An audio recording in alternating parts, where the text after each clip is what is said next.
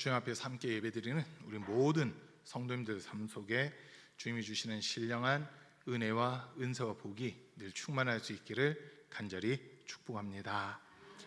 우리가 지지난주까지 이제 10계명 중 1계명부터 4계명의 말씀을 함께 들었고요. 지난주 우리가 추수감사절로 이렇게 지켰습니다. 그리고 이제 한 해를 결산하는 11월 맞이하면서 마지막 때 일어날 일들에 대해서 우리가 3주 정도 말씀을 들으면서 정말 우리가 주님 앞에 바르게 설 준비를 해야 되겠다라고 하는 그 생각을 하면서 이번 말씀을 준비를 했습니다. 오늘 우리가 읽은 마태복음 24장과 25장에 있는 말씀은 마지막 때 일어날 일들을 예수님께서 직접 말씀하신 그런 부분들입니다. 오늘 읽은 본문 3절에서 제자들이 예수님에게 하는 이야기가 질문이 이런 일들이 언제 일어나겠습니까? 선생님께서 다시 오시는 때와 세상 끝날에는 어떤 징조가 있겠습니까? 라고 하는 이런 질문이 주어지고 있습니다.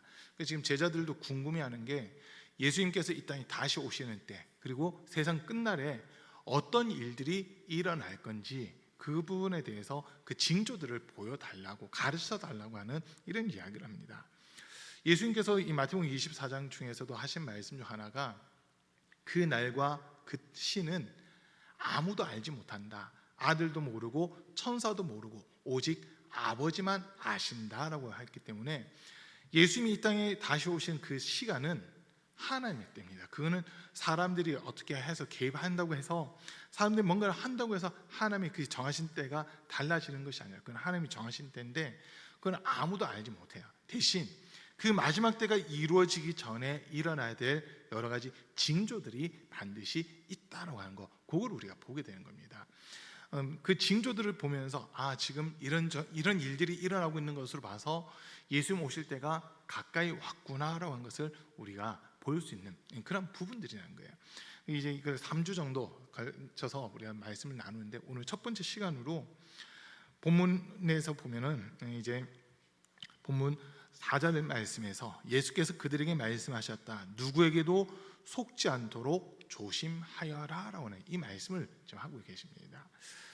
지금 우리의 성경에는 그냥 속지 않도록이라고 하는 이런 표현으로 되어 있는데 개역 개정판에서는 사람의 소리에 사람의 미혹에 속지 않도록 주의하라라고 하는 이런 말씀을 주고 있습니다. 한번 띄워주세요. 마태복음 24장 4절 말씀입니다. 예수께서 대답하여 이르시되 너희가 사람의 미혹을 받지 않도록 주의하라라고 하는 이 말씀. 그러니까 사람의 미혹이라는 단어가 말이 지금 우리 세번역에서는 누구에게도 속지 않도록 이렇게 지금 번역이 되어 있어요. 그러니까 이해는 하기 쉬운데 이게 더 확실하게 미혹이라는 말을 우리가 정확하게 알아야 된다는 거거든요. 이 미혹이란 말 이게 이제 제가 시험이라는 설교를 할 때 시험을 나타내는 영어 단어가 두 가지가 있다고 그랬어요. 하나는 테스트라고 하는 단어고 또 하나는 템프테이션이라고 하는 단어거든요. 테스트는 그 다음 단계로 가기 위한 평가예요. 지금까지 배운 것들을 잘 하고 있는지, 잘 숙지하고 있는지, 잘 기억하고 있는지 이 과정이 됐기 때문에 이제 그 다음 과정으로 갈 수 있다. 이거는 테스트가 됩니다. 그러니까 테스트는 말 그대로 다른 사람들을 세워주기 위한 하나의 평가 이렇게 우리가 볼 수 있어요. 그러나 템프테이션이라는 단어는 영어 사전에서 찾아보면 유혹, 미혹이라고 되어 있거든요. 근데 그걸 또 시험이라는 단어로도 번역을 합니다. 시험이라는 단어로도 번역을 하는데 그 의미는요 넘어뜨린다라고 하는 거예요. 걸려 넘어지게끔 만든다. 그래서 일종의 걸림돌과 같은 그런 것들을 시험이다라고 이야기를 합니다. 그런데 그 시험 지금 여기서도 미혹이라는 그 단어가 우리로 하여금 걸려 넘어지게끔 하는 그런 의미라는 거거든요. 걸려 넘어지게끔 하는 거. 우리가 교회를 다니면서 신앙생활하면서 제일 중요하게 여겨야 되는 것 중 하나가 하나님의 말씀입니다. 아멘. 우리가 신앙생활하면서 정말 기준 삼아야 되고 절대적인 가치로 삼아야 되는 것이 하나님의 말씀이거든요.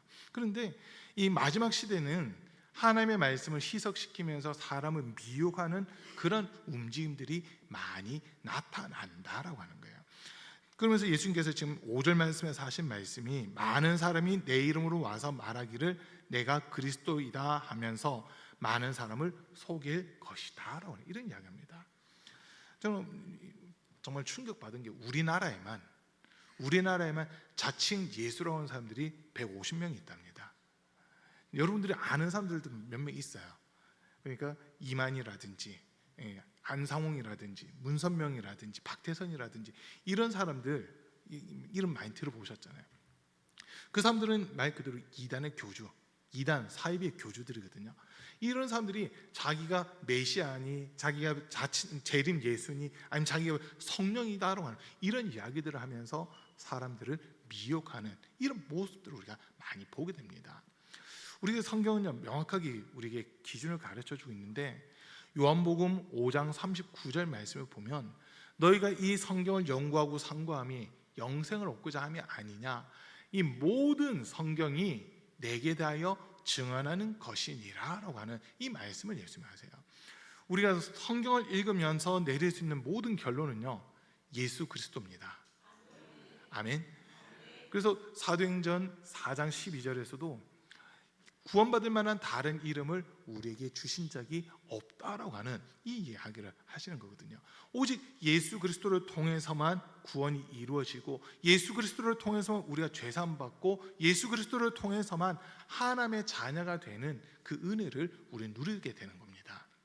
그런데 오늘 예수님이 말씀하시는 이 미혹하는 사람들, 소위 내가 예수다, 내가 결론이다 이렇게 이야기하는 사람들이 성도들에게 찾아와서 성도들을 흔들고 미혹하는 그런 시대, 그게 예수님 오시기 전에 일어나는 일들이다라고 하는 겁니다. 자, 여러분 혹시 여호와 증인들 만나보신 적 있으세요? 신천지 만나보신 적 있으세요? 하나님의 교회는요, 이 사람들 이번 주간에 그 일속과 함께 야외를 잠깐 나갔다 왔었거든요. 야외 나갔다 왔는데 국화 축제 너무 이쁘게 잘 해놨더라고요.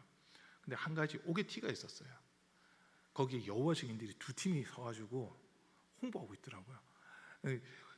저희 그 뭐 간식거리하고 이런 것도 한쪽에 좀 놔뒀는데 창준이가 그걸 지키겠다면서 한쪽에 딱 앉아 있었어요. 그러면서 하는 이야기가, 자기 앉아 있는 바로 앞에 여호와 증인들이 서 있는데 저희가 그 돈 시간이 1시간 정도 됐거든요. 1시간 정도 됐는데 3번인가 이렇게 교체를 하더래요. 15분 서 있고 교체하고, 15분 서 있고 교체하고, 15분 서 있고 교체하고, 이 일에 나와요. 그 우리 같이 가신 이상구 권사님이 그 관리사무소에다가 막 항의 따지려고 했는데 관리사무소가 어디 있는지를 찾지 못했어요. 왜냐하면 그 공원 안에서는 종교 행위를 못 하게끔 돼 있거든요. 공원 안에서는 종교 행위를 못 하게끔 돼 있어요. 여기 우리가 시민공원 막 좋잖아요. 근데 그 입구에서 전도하는 건 괜찮지만 그 안에 들어와서는 포교 활동이라든지 전도를 일체 못 하게 돼 있어요. 이게 공원 그 관리법으로 이렇게 돼 있더라고요. 그러니까 공원에서 허락을 해줄 때는 이제 음악회라든지 이런 거 한 번씩 허락해 줄 때는 있지만은 전도하는 게 공원에서 안 된대요. 근데 여호와 증인들은 두 팀이나 버젓이 그 안에 들어와 가지고 그 팻말들 세워놓고 딱 서 있더라고요. 와, 근데 여호와 증인들은요 보면 옷 입은 것만 딱 봐도 표시가 납니다. 옷 입은 것만 봐도 표시가 나요. 여러 사람 우르르 입고 가방 같은 거 졸로 메고 있다, 일단 여호와 증인이다 의심해보면 거의 100%예요. 거의 100%인데 그 사람들을 보면 진짜가 아니잖아요. 가짜거든요. 이단. 그 끝이, 여호와 증인들은 예수 그리스도를 안 믿습니다. 그 사람들은요 예수 그리스도도 하나님이 보내신 자지 구원자가 아니다 이렇게 이야기를 하더라고요. 그 사람들 구원 못 받아요. 절대 구원 못 받습니다. 예수 그리스도를 한 명의 선지자로만 보고 있기 때문에 그 사람들은 구원을 받을 수 없어요. 그러다가 신천지 결론이 누구예요? 이만희잖아요. 하나님의 교회 결론은 안상홍이에요. 통일교 결론은 문선명이에요. 거기 구원 받을 수 없습니다. 오직 성경이 우리에게 가르쳐 주신 대로 예수 그리스도를 통해서만 구원이 완성되는 겁니다. 자, 그런데 지금 세상은요 얼마나 악한지 예수 그리스도에 대해서 믿지 못하게끔 하는 이런 일들이 상당히 많이 일어나고 있다는 거예요. 여러분 언론을 한번 보세요. 뉴스에 나오는 교회와 관련돼서 나오는 보도들을 한번 보세요. 교회가 잘하는 것에 대해서 보도가 나옵니까? 안 나옵니까? 절대 안 합니다. 교회가 잘하고 있는 것에 대해서는 절대 안 해요. 예전에 2007년인가 2008년에 태안에 기름 유출하고 있었잖아요. 그때 기름 유출 사고 때 전 국민들이 가서 기름때 닦고 막 이런 자원봉사들을 했어요. 근데 잘 보세요. 제일 먼저 들어간 데가 어디냐면 교회였어요. 제일 마지막까지 남아있었던 데가 교회였습니다. 인원 동원 제일 많이 한 데가 교회였어요. 태안 사람들이 직접 하는 이야기가 교회와 관련돼서 여기 봉사 온 사람들 중에 교회와 관련된 사람들이 80%였습니다라고 얘기를 해요. 근데 언론에서는요, 교회가 나서서 주도적으로 이 기름때 제거하는 일을 했다 보도 안 하고요, 국민들이 자발적으로 참여했다 이렇게 하면서 교회를 싹 지워버렸어요. 교회를 싹 지워버렸습니다. 제일 끝까지 남아있었던 데가 한국교회 봉사단이라는 데가 끝까지 남아가지고 그 이재민들한테, 그 지역 주민들한테 물 나눠주고 식수 나눠주고 간식들 나눠주고 끝까지 그들을 위해서 기도해줘, 이 일을 했었거든요. 근데 뉴스에서 이 마지막 장면들은 보도를 안 해줬어요. 보도를 안 했어요. 그냥 여러 사람들이 와서 돌 닦고 막 기름때 제거는, 그거는 보도를 했지만 그 중심에 교회들이 있었다는 것은 절대 보도를 안 합니다. 그러면서 뉴스에서 뭘 보도하냐면요, 교회가 조금 잘못한 거를 이만큼 부풀려서 보도하는 이런 모습들이 있잖아요. 그 왜 그런지 아세요? 교회를 믿지 못하게끔 하는 거예요. 더 정확하게 교회를 통해 증거되는 예수 그리스도의 복음을 사람들로 하여금 받아들이지 못하게끔 하려는 그런 의도가 담겨져 있는 겁니다. 그래서 우리는요, 더욱더 빛을 내야 되고 소금의 역할을 더 잘 감당을 해야 되는 겁니다. 교회가 교회다워질 때 하나님께서는요, 이단이라든지 적그리스도라든지 이런 거짓말하는 자들이 발을 붙이지 못하도록 하시는 그 은혜를 허락해 주신다는 거거든요. 한국 교회를 보면서 요즘 참 안타까워요. 금요 기도회 때도 몇 번 이렇게 말씀드리곤 했는데, 코로나 직전에 2017년, 2018년 그 무렵에 인구 조사를 하면서 통계 나온 게 기독교 인구가 1,000만 넘었다라고 보도가 나왔어요. 그때 보도를 놓고 보면 이제 대한민국에서 가장 많은 사람들이 가진 종교는 기독교입니다라고까지 보도가 나왔습니다. 그때 1,000만이 넘었다면서 보도가 나온 거거든요. 근데 지금 실질적인 숫자를 따지고 본다면, 지금 현재 교회에 출석하고 있는 사람들 기준으로 해서 실질적인 숫자를 놓고 본다면 500만 명 정도밖에 안 될 거다라는 추측을 많이들 하고 있습니다. 500만 명 정도라는 게, 왜 이게 불과 10년도 안 된 사이에 500만 명이나 되는 사람들이 어디로 갔을까라고 이 질문을 하게 되는 거거든요. 허수들은 빠진 거예요. 허수들이 이제 빠지기 시작하고 실질적인 숫자들을 세기 시작했는데, 여기 이제 제일 크게 영향을 끼친, 숫자가 확 줄어드는데 제일 큰 영향을 끼친 것은 소위 가난한 교인들입니다. 교회는 안 나가요. 근데 스스로가 기독교인이라고 이야기하는 사람들, 그 사람들이 숫자가 250만에서 300만이 된대요. 250만에서 300만. 그리고 일부 이단들이 자기들도 기독교인이라고 하면서 인구조사에 포함이 되어 있어요. 그 숫자들 이렇게 빼고 나면 실질적으로 교회 출석하고 예배를 드리고 있는 사람들의 숫자는 500만 명 정도다라고 하는 그 결과가 다 나오거든요. 왜 이런 일들이 일어났을까? 분명 3.1 운동이라든지 일제시대 때, 또 6.25 때, 1960년대 대한민국이 가장 힘들고 어려웠을 때, 그때 기독교인 인구는 얼마 되지 않았어요. 3.1 운동이 일어났을 때만 하더라도 기독교 인구는 대한민국 전체 인구의 3% 정도밖에 안 됐습니다. 3% 정도 됐는데 그 3% 되는 인원들이 중심이 돼가지고 독립협회가 만들어지고 독립신분이 발간되고, 그리고 민족대표 34명 가운데 17명이 기독교인이고, 이런 일들이 있었잖아요. 진짜 소수라 하더라도 3%밖에 안 되는 그 사람들이었지만 대한민국을 변화시키고 대한민국을 세워가는 그 일들을 했던 게 한국 교회였거든요. 근데 지금 교회가 이렇게 힘을 잃어버리고 있어요. 한국 교회 교인들의 수가 1,000만 얘기를 했을 때도 교회가 욕을 먹지 칭찬 듣지 못했거든요. 왜 이런 일들이 일어났을까라고 했을 때 교회가 제일 중요한 힘을 잃어가고 있다는 겁니다. 하나님의 말씀이 기준돼야 되는데 말씀보다도 세상의 이론, 세상의 가치, 세상의 어떤 물질적인 풍요로움, 이런 것들이 중심이 되다 보니까 교회가 점점 힘을 잃어가고 있는 이런 모습이 되고 말았다는 거거든요. 여러분, 우리 가운비교회는 다시 힘을 내야 됩니다. 다시 일어서셔야 됩니다. 하나님의 말씀이 아니고서는요, 우리를 새롭게 할 수 있는 것이 아무것도 없어요. 우리가 이 강단이, 제가 설교를 하는 입장이지만 이 강단이 정말 무서운 것입니다. 이 강단이 정말 무서운 것이에요. 이곳에서 하나님의 말씀만 바르게 전해야 되는데 말씀이 아닌 다른 거 전하기 시작하잖아요. 그럼 교회는 힘을 잃어가는 겁니다. 자, 이 강단에서 말씀을 전할 때 여러분께서 지금 저를 보시면 제가 아무것도 없이 성경만 딱 가지고 앞에 서 있잖아요. 성경만 가지고 딱 앞에 서 있어요. 그리고 설교하면서도 예수 그리스도만 전하고 예수 그리스도의 피만 전하고, 어떻게 보면 그리고 복음만 바르게 전하려고 하면서 세상 이야기는 거의 안 하고 말씀 가지고 이렇게 하려고 하잖아요. 이게 기준이 있기 때문에 그러거든요. 만약에 제가 여기서 설교의 결론이 성경이 아닌 다른 게 설교의 결론이 된다고 하면 여러분 손 들고 저한테 뭐라 하셔야 돼요. 왜 예수가 아닌 딴 거 얘기하느냐고 얘기하셔야 돼요. 만약에 제가 설교 결론을 아무개가 이런 이야기를 했습니다 하면서 성경의 권위보다도 신학자나 어떤 사람들의 권위를 더 높이는 만약 그런 설교를 한다면요, 여러분 저한테 뭐라 야단치셔야 돼요. 목사님 설교 똑바로 하세요 하고 야단치셔야 돼요. 하나님의 말씀만 생명이거든요. 하나님의 말씀이 아닌 세상에서 아무리 유명한 사람, 아무리 영향력 있는 사람이라 하더라도 그 사람들은 주님 앞에 심판받아야 될 사람들이에요. 그 사람들이 구원자가 아니라 그 사람들조차도 주님 앞에 심판받아야 되는 사람들이라는 겁니다. 그래서 우리는 심판주이신 하나님 앞에 바르게 서기 위해서라도 다른 소리가 아닌 하나님의 말씀이 우리 귀에 들려지는 이 은혜가 있어야 된다고 한 겁니다. 지금 마지막 때가 될수록요, 이 강단에서 말씀이 희석되고 말씀이 약해지는 이런 걸 많이 보거든요. 그런 걸 많이 봐요.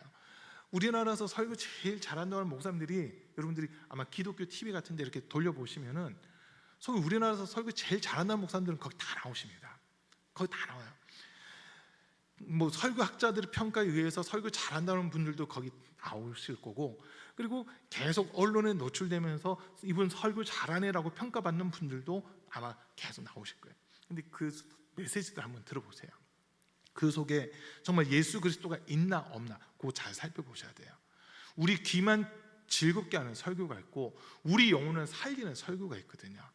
여러분 마지막 때는요, 사람 귀를 즐겁게 하면서 내 중심에 예수 그리스도가 계셔야 되는데 예수 그리스도를 희석시켜버리고 그냥 종교인으로만 남게끔 하는 이런 설교가 너무나도 많이 퍼지고 있는 그 시대를 지금 저와 여러분들이 살아가고 있습니다. 복음이라고 하는 것은 절대 변질돼서도 안 되고 세상 것과 섞여서도 안 돼요. 복음의 본질은 그대로 가지고 있어야 되는데 이 복음이 희석된다, 그만큼 교회가 힘을 잃어간다라고 하는 겁니다. 자, 지금 마지막 시대 예수님께서 하신 말씀이 사람들이 내 이름으로 와서 내가 그리스도다, 내가 예수 그리스도다라고 이야기를 할 텐데 그게 속지 말라는 겁니다. 거기에 속지 말라는 거예요. 여러분 우리가 속지 않는 방법은요, 내 속에 하나님의 말씀이라는 기준이 명확하게 서 있으면 속지 않을 수 있습니다.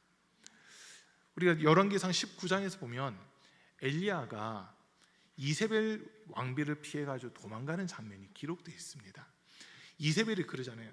아합왕이 큰 비가 내린 이후에 아합왕이 이세벨에게 하는 이야기가 갈멜산에서 850대 1로 기도 대결을 했는데 우리가 데리고 있는 바알과 아세라 신을 섬기는 사람들은 하늘에서 불을 내리지 못하게 하고 엘리야라는 한 사람이 하늘에서 불을 내리게끔 했어.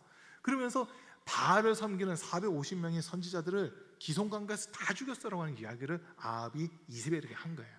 그러니까 이세벨이 그 소리를 듣고 뭐라고 하냐면요, 내일 이맘때까지 엘리야가 살아있으면 내가 죽겠다고 하면서 있잖아요. 엘리야를 반드시 죽이겠다고 막 그러거든요.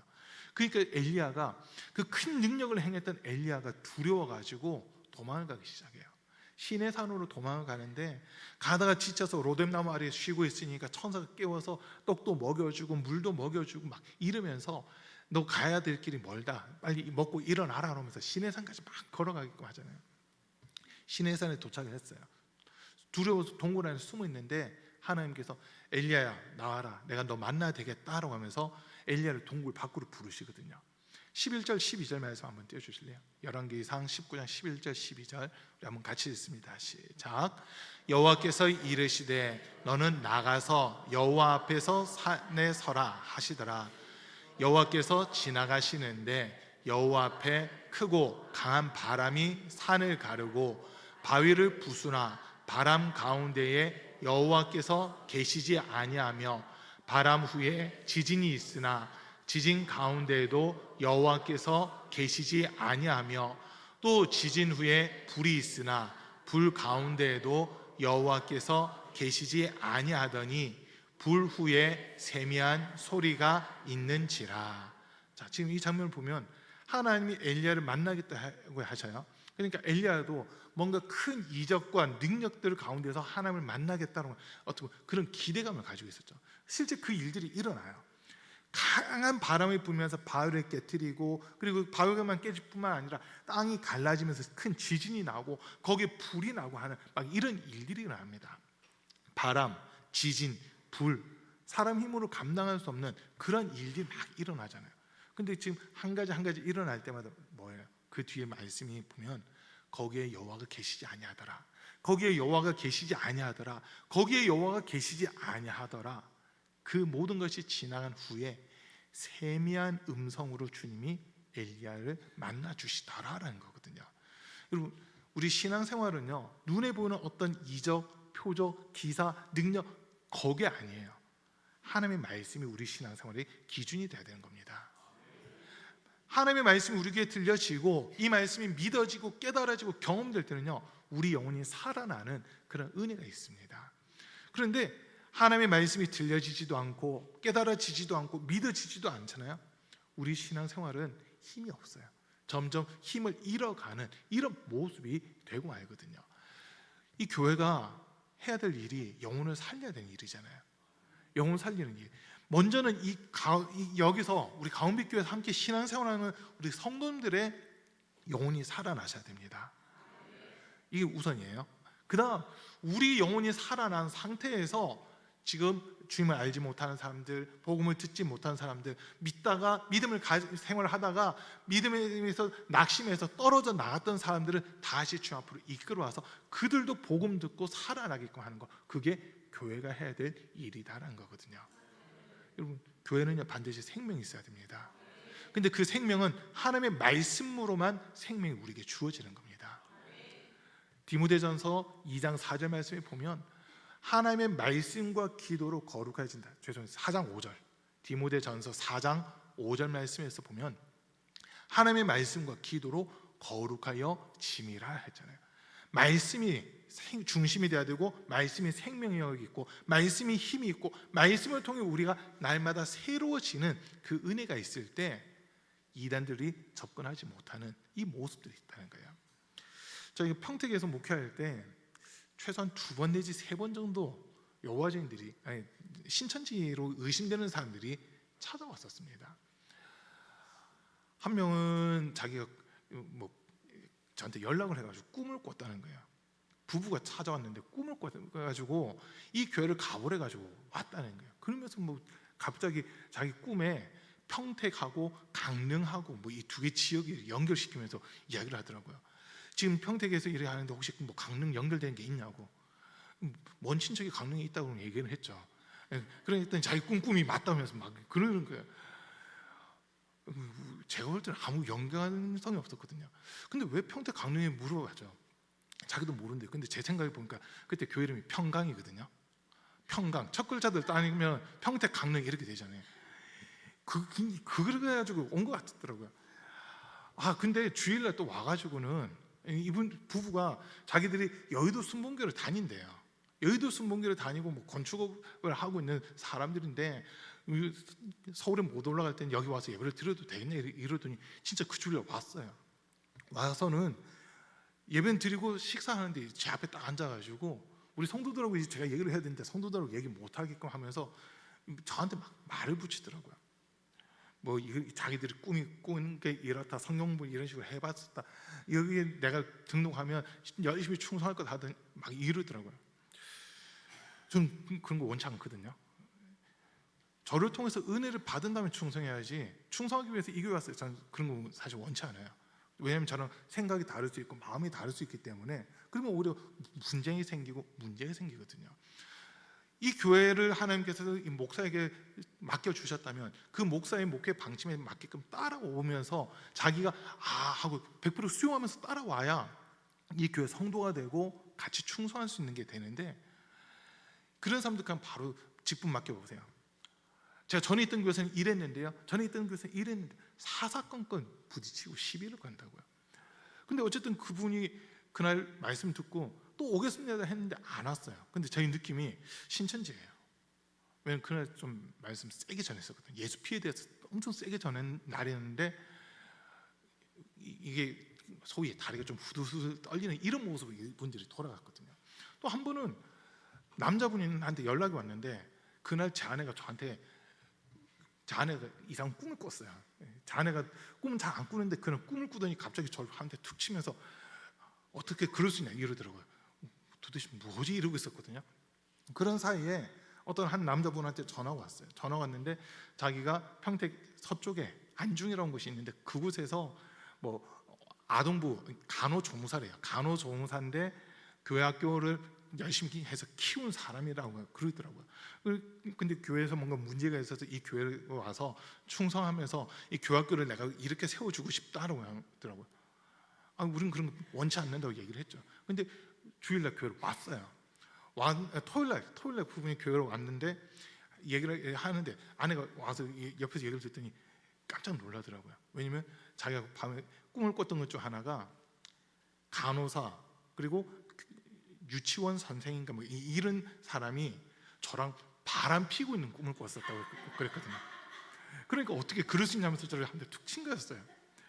근데 바람이라고 분명 그랬는데 나중에 이야기한 게 그게 남자인가 여자인가 그건 잘 얼굴이 정확하게 보이지 않았다 이러더라고요. 근데 이 남자가 간호조무사죠. 교학교 유치부 교사하면서 교학교를 자기가 일으켰다고 하죠. 막 이러는 거예요. 그리고 이제 둘이 얘기하기를 저 사람 좀 조심해야 되겠다.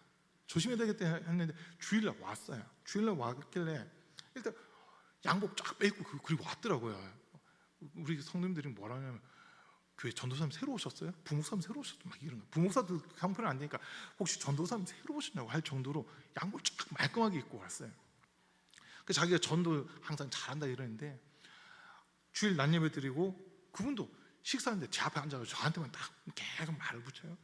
그리고 이제 오후 2시에 어린이들 아동부 예배를 드리고 있는데 저희 그때 아동부 예배 끝나고 나면 아이들한테 무조건 매주마다 한 사람당 전도지 10장씩 돌려라고 하면서 전도지 무조건 돌리는 그 일을 했거든요. 이제 그날도 여지없이 평상시랑 똑같이 아이들 전도지 한 장씩 나눠주고 10장씩 한 사람당 10장씩 다 나눠주고 밑에 교회가 2층인데 1층 교회 입구에서 모여서 잠깐 기도하고 애들이 이제 전도를 보내는 거예요. 이분이 자기가 전도가 자신이 있다 했는데 같이 전도하러 가요 했더니 안 가려고 좀 발버둥 약간 다리 뒤로 이렇게 빼더라고요. 그러다 제 아내가 이제 안에 예배당하고 좀 정리하고 나오는데 이분이 계단 중간에서 기도하고 있는 우리 아이들하고 저를 모습을 보면서 좀 이렇게 막 째려보듯이 이렇게 보는 거예요. 그리고 이제 자기가 전도 자신 있다는데 전도지 딱 쥐어줬는데 그걸 놔두고 가더라고요. 그러더니 또 저녁 예배 때 왔어요. 그래가지고 저녁 예배 때 집이 어디냐 데려다 주겠다 했는데 아니라고 하는 거예요. 낮 예배 때는 되게 막 자신감 있게 왔는데 저녁 예배 마칠 때쯤 되니까 이분이 진짜 넋이 나간 거예요. 삶이 넋이 나가가지고 막 쓰러질 것 같은 거예요. 지금 이대로 가면 위험하다. 내가 집에 데려다 주겠다 하는데 아니라고 자기 아는 형이 자기 데리러 온다고 했기 때문에 걱정 안 해도 된다고 하는데 보니까 그 사람도 신천지인 것 같아요. 그 사람도 신천지인 것 같아요. 제가 왜 이 얘기하냐면 신천지가 온다 하더라도요 하나님의 말씀만 바르게 딱 전해야 하잖아요. 신천지들이 더 이상 발붙이지 못합니다. 하나님의 말씀이 제대로 증거되지 않으니까 신천지가 공격을 하고 하나님의 교회가 공격하고 여호와 증인들이 공격하는 이런 모습들이 나타나는 거거든요. 여러분 우리 속에 하나님 말씀 바르게 가지고 계셔야 됩니다. 하나님 말씀 외에 다른 소리가 이 강단에서 증거되면 그게 거짓 선지자라는 거예요. 내가 자칭 예수다 이것만 거짓 선지자가 아니라 사람을 미혹하는 소리들 자체가 다 거짓이 된 거고 마지막 시대 그런 일들이 너무나도 많이 일어난다는 겁니다. 여러분 우리가 호세 말씀 읽어보세요. 음식이 없어서 물이 없어서 가란 것이 아니고 음식이 없어서 배고픈 게 아니라 하나님의 말씀을 버렸기 때문에 기근이 찾아왔다라고 이야기를 합니다. 그러면서 뭐라고 얘기해요? 우리가 여호와를 알자 힘써 여호와를 알자라고 그러거든요. 우리가 하나님을 알 수 있는 방법은요 둘밖에 없어요. 하나님 말씀이고 하나는 성령입니다. 하나님의 말씀을 통해서 하나님의 뜻과 하나님의 성품과 하나님의 인격을 우리가 하나하나 알아갈 수 있는 거고, 또 성령을 통해서, 성령은 고린도전서 2장 10절에서 보세요. 하나님의 가장 깊은 것까지 통달하고 계시는 분이시라고 그렇게 말씀하잖아요. 하나님의 가장 깊은 것까지 알고 계신 그분이 우리에게 찾아오시면 하나님의 마음이 어떤 건지, 하나님의 뜻이 무엇인지를 명확하게 우리에게 가르쳐 주신다라고 하는 거거든요.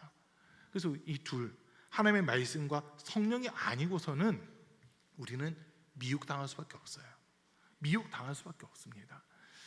지난 금요일 날인가 제가 말씀드렸어요. 한국 교회를 무너뜨리고, 수요일 날이었나요? 금요일이었나? 한국 교회를 무너뜨리는 것 중 하나가 신학교라고 하는 그 말씀 한번 드린 적이 있어요. 지금 한국 신학교가 상당히 자유주의와 인본주의가 되어 있거든요. 지금 우리나라에서 신학을 공부해서 박사학위를 받으면 교수로 잘 채용이 안 돼요. 미국이라든지 독일이라든지 이런 데 외국으로 나가서 박사학위를 받아가지고 와야지만 대학교 강단에서, 신학대학 강단에서 가르칠 수 있는 그 자기가 어느 정도 이렇게 주어지거든요. 근데 보세요. 지금 미국이 됐든 영국이 됐든 독일이 됐든 지금 교회들이 다 무너졌어요. 교회들이 다 무너졌습니다. 영국 교회가 무너지고 딱 50년 있다가 미국 교회가 무너졌거든요. 미국 교회가 간 그 길을 우리나라는 30년, 미국과 30년 차를 두고 쫓아가고 있어요. 그러면 지금 미국에 하는 대로 하면 한국 교회 다 문 닫아야 되고요. 다 예배가 폐해지고 교회가 점점 힘을 잃어가는 이 모습이 된다는 거예요. 영국 교회 보세요. 한때는 그 큰 예배당에 성도들이 앉을 자리가 없을 만큼 꽉 찼었습니다. 근데 그 예배당이 지금은 운영이 안 된대요. 교회 관리가 안 된대요.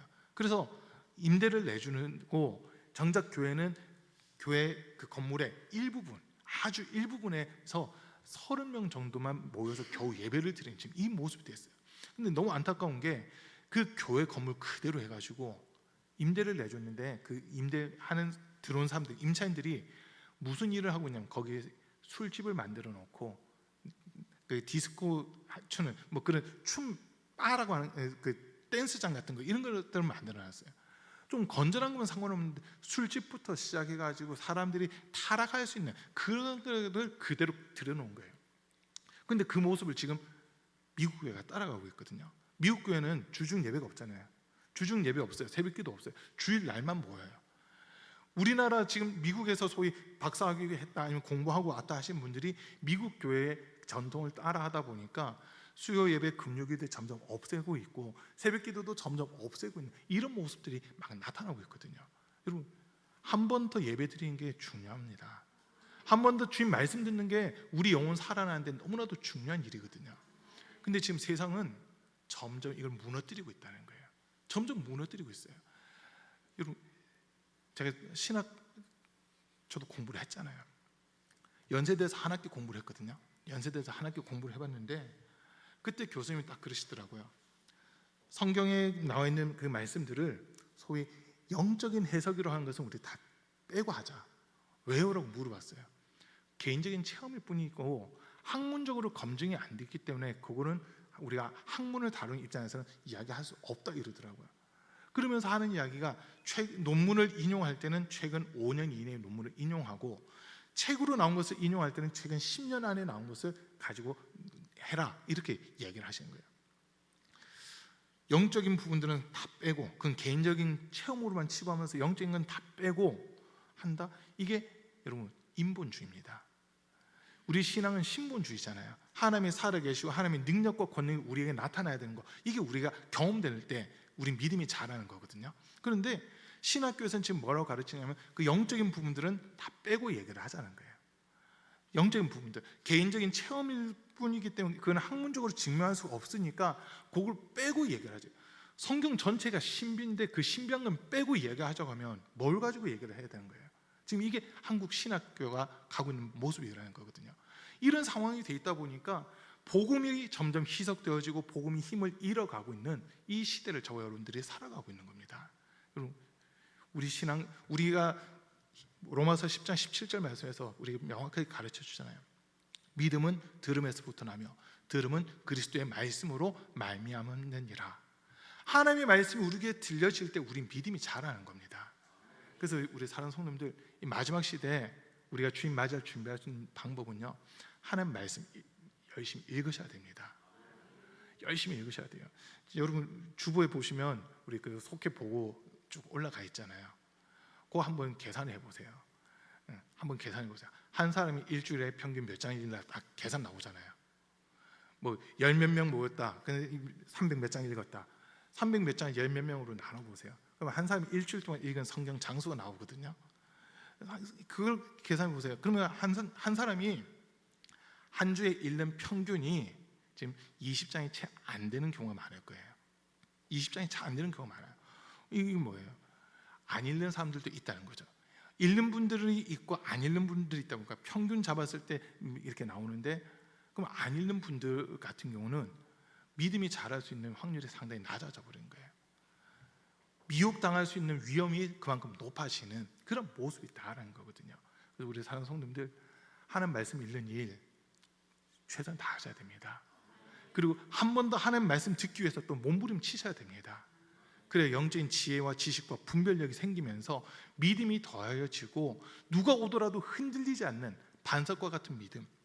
히브리서 11장 36절인가 거기서 말씀하는 대로 세상이 감당할 수 없는 믿음, 그리고 베드로전서 1장에서 표현하는 대로 금보다도 귀한 믿음을 가지게 될 수 있다고 하는 거거든요. 여러분 우리 신앙생활 이제 마지막 때, 정말 저와 여러분들이 살고 있는 이 시대가 어떻게 보면 진짜 마지막 때 가장 가까이 와 있습니다. 이때 우리는 미혹된 소리가 아니라 하나님의 말씀 바르게 들을 수 있는 그 귀가 열려져야 됩니다. 하나님의 말씀을 사모하셔야 됩니다. 그래야 우리 영혼 살아납니다. 말씀 더 가까이 할 수 있는 우리 성도님들 다 되시기를 주님의 이름으로 간절히 축복합니다. 우리 잠깐 기도하겠습니다. 오늘 말씀 들은 거 생각하시면서 주님, 이 마지막 시대 미혹의 소리가 커져가는 이 시대에 정말 하나님의 말씀을 우리가 기준 삼게 하시고 이 말씀으로 우리 영혼이 더욱더 새로워지는 은혜가 있게 도와주옵소서. 말씀을 통해서 영적인 지혜와 지식과 분별력 갖게 하시고 세상이 감당하지 못하는 믿음, 정금보다 귀한 믿음을 우리가 소유할 수 있게 도와달라고 우리 주여 세 번 부르고 잠깐 기도하겠습니다. 주여